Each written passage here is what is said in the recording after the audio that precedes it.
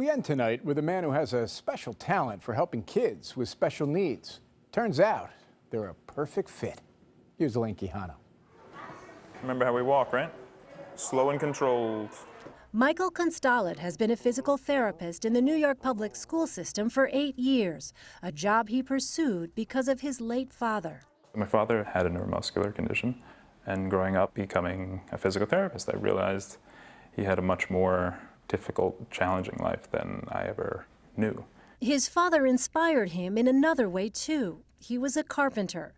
Growing up, Constalet would help his dad build things in his shop, a skill he now brings into the school. It started with repairing a wheelchair or building a balance beam, and it developed into, I could build you a desk.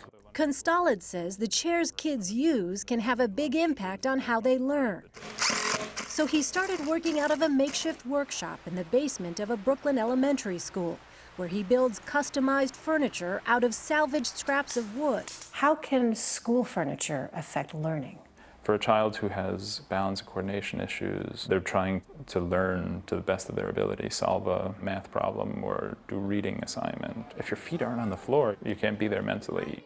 Constalet has created more than 80 original pieces. Good morning, Angie. Like this staircase to help Angie Cruz get off the bus, a lunch tray holder for students confined to wheelchairs, and a modified classroom chair for Hassan Mahmoud, who has a hard time sitting in a typical one.